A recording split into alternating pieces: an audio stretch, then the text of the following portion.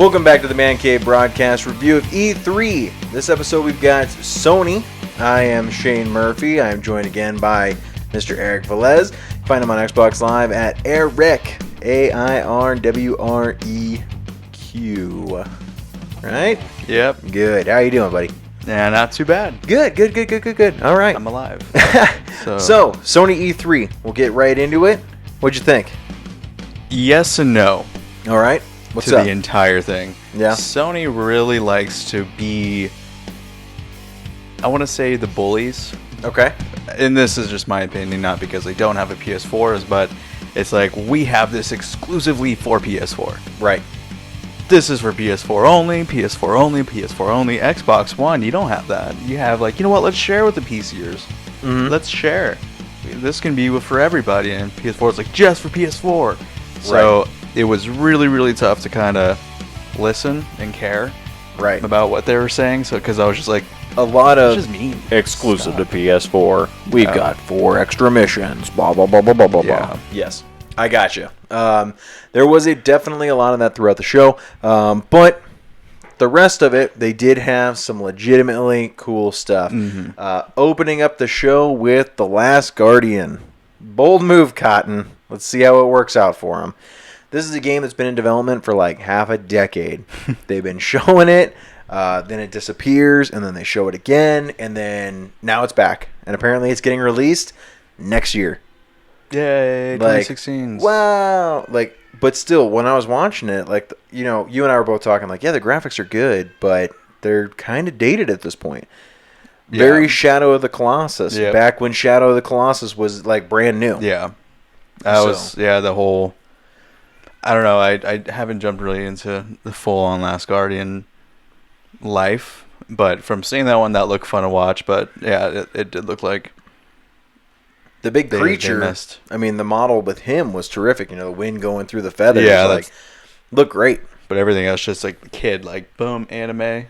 Yeah. In the middle of just yelling really out good little looking Asian stuff. Yeah, but they definitely worked well with the bricks falling. Mm-hmm. Just they definitely took details. So if them being working on it for years, they put good work into it.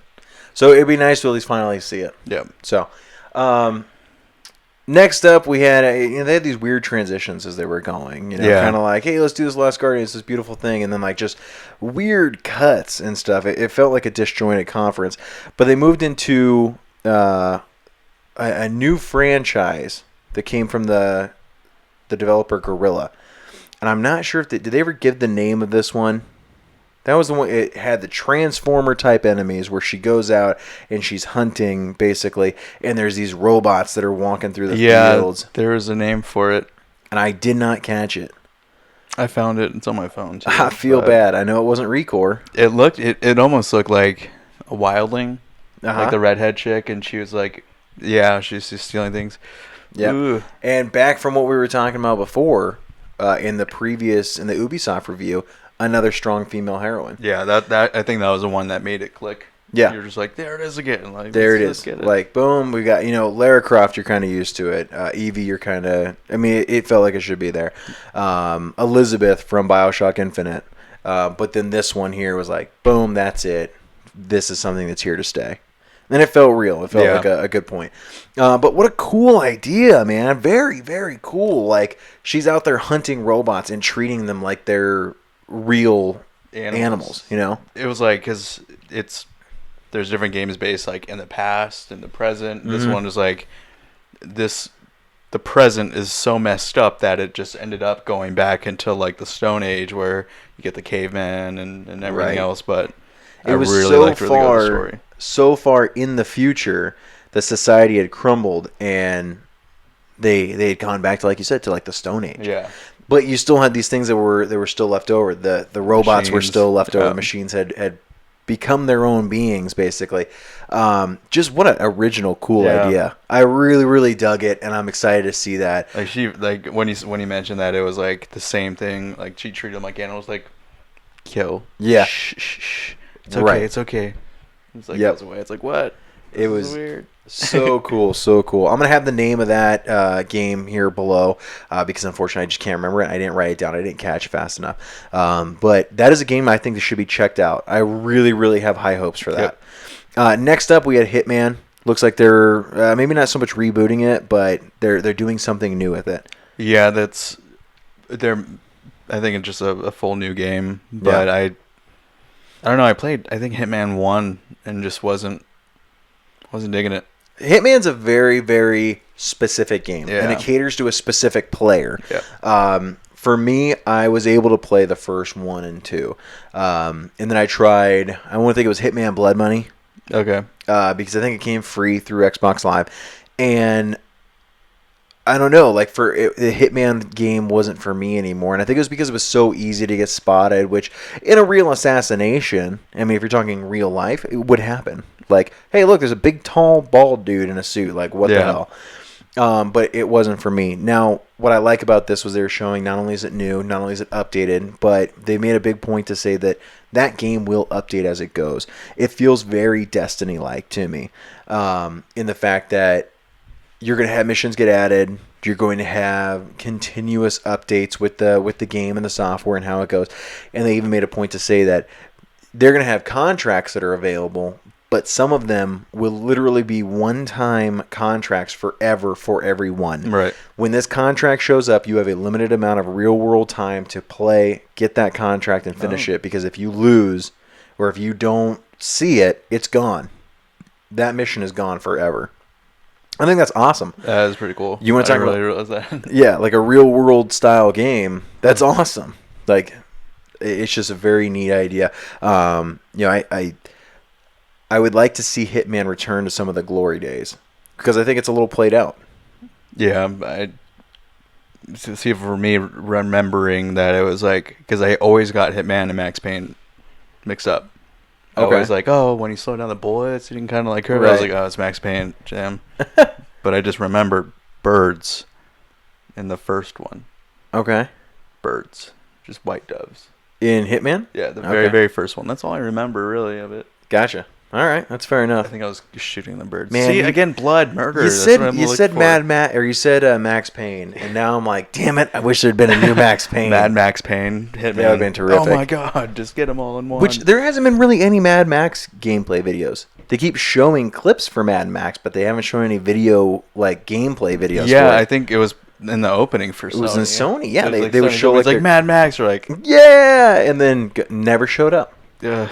I really wanted that because I'm ready for that game. Yeah. Have you seen the movie? Yep. Did you like it? Yep. Oh my God, Fury Road is fantastic. I hated the fact that I like and I hate the movies that make you feel like your life is so boring when you get out of it. Because I'm like just driving. I'm like, I need to just blow something up. I gotta go do something. I need to blow something up. This is boring. I'm just driving like. I hear you. Reaching for everybody when I'm driving. I live. I die. I live again.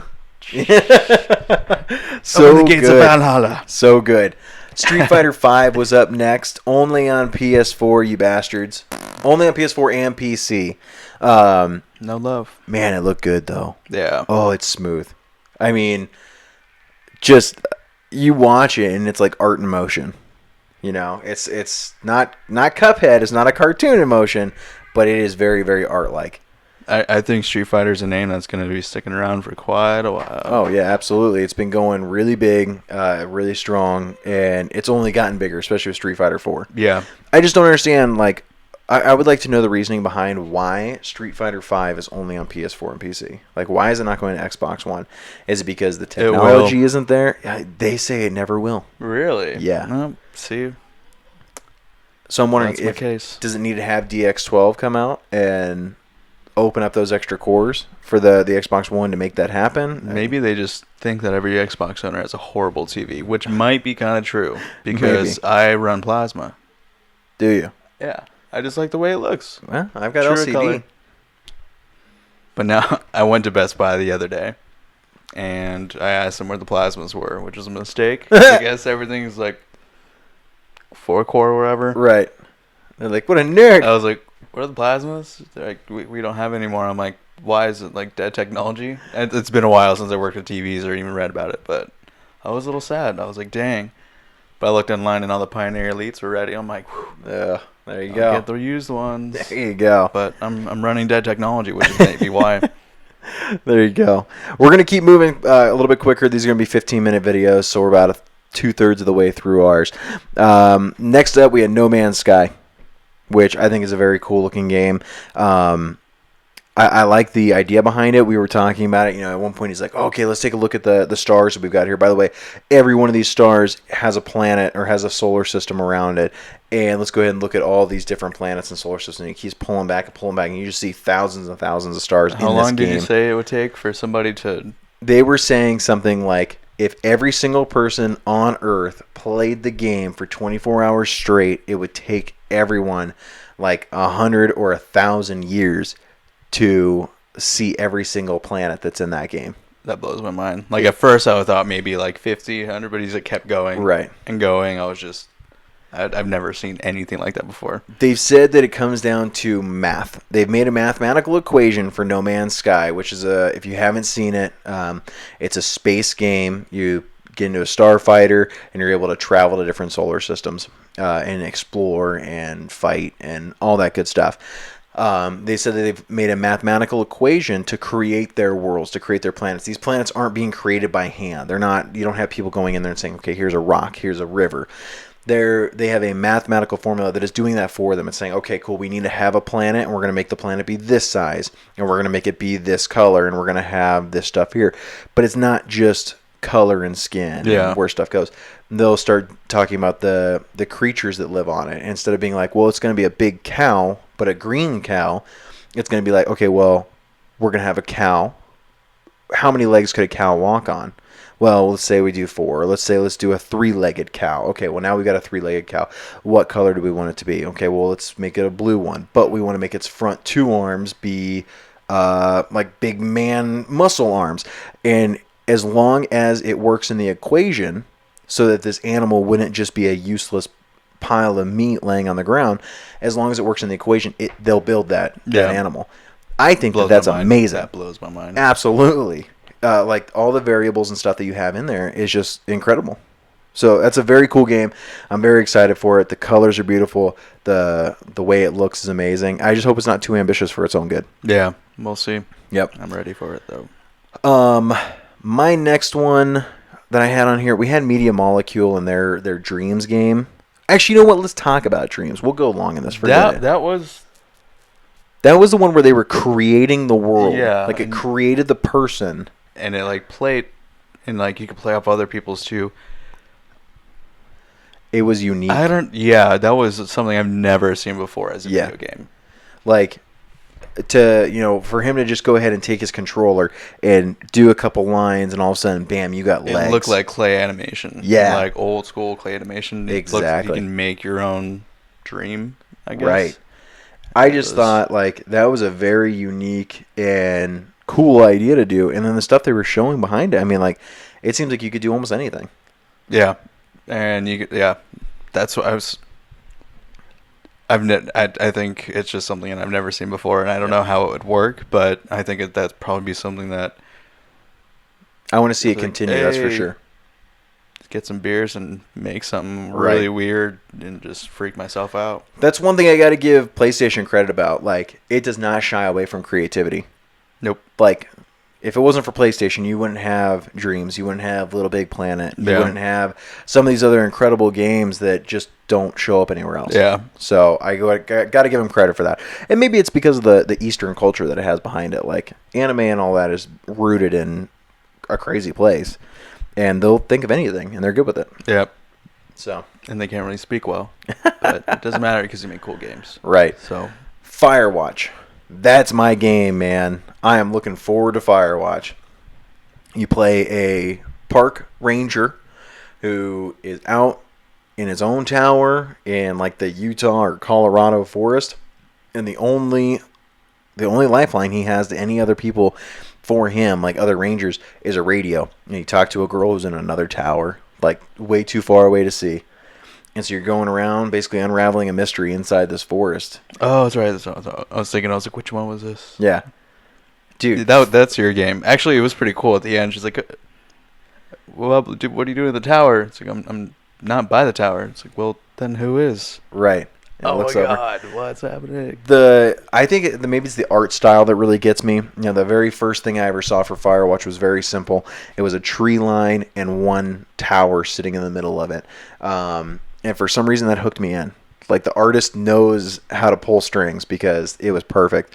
I'm really looking forward to it. A first person, I've seen preview videos from it and it's all comedy.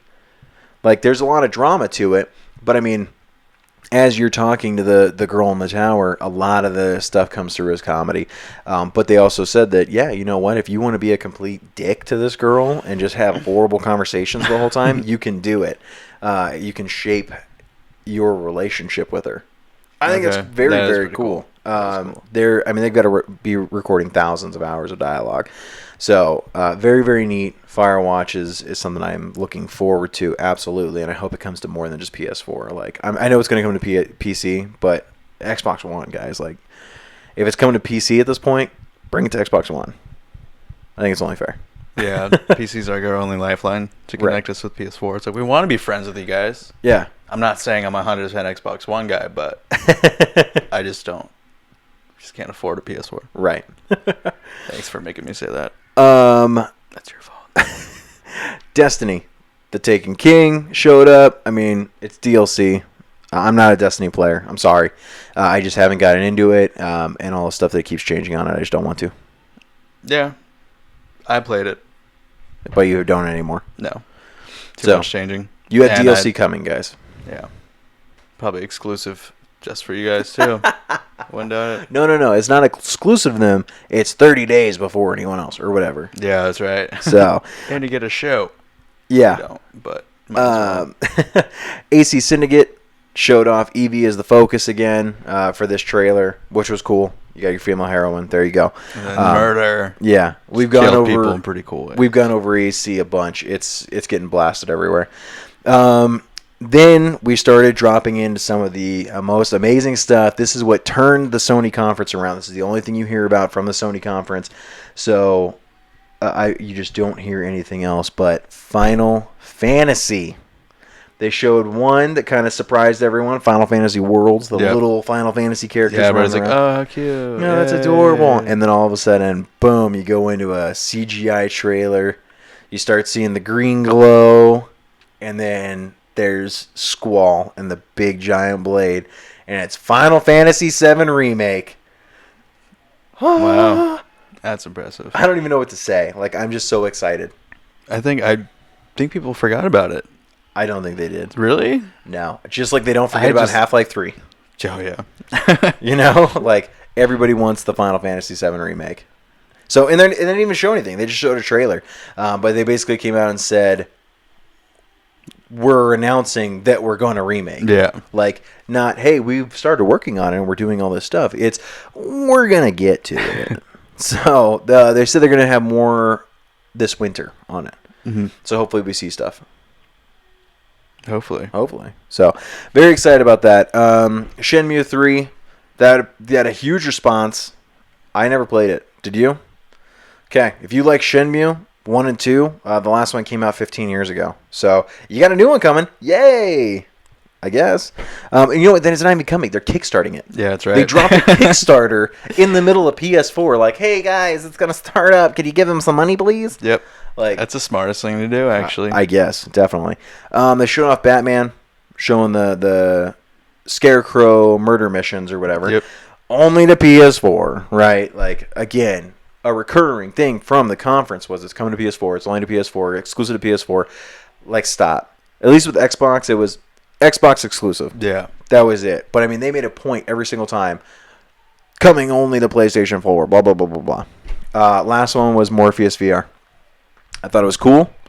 I really liked it. And then they showed the Riggs game, their Mech Warfare, which originally was like, okay, this is kind of cool. And then it went into weird anime, like, just a bunch of schoolgirl kind of stuff running around. And I was, like, not impressed anymore. I don't know. They try to do something, but I don't think it'll look as cool for it. Now, as HoloLens. I think HoloLens would be amazing. when it comes to VR, I think that mech games are a fantastic idea. Think about being in Titanfall. Think about being... Did you ever play Earth Siege, Star Siege, Mech Warrior, any of those mech games? Mech Warrior. Mech Warrior? That's it. Okay. That was a fun one. I liked Mech Warrior a lot, but I grew up on Earth Siege and Star Siege. Those were my games. I loved Mech Warrior and the mech games. And I think that being in VR, being in a cockpit, would be great. Titanfall, maybe not so much because you have those running sections where it's like, you know, you kind of get taken out, I guess.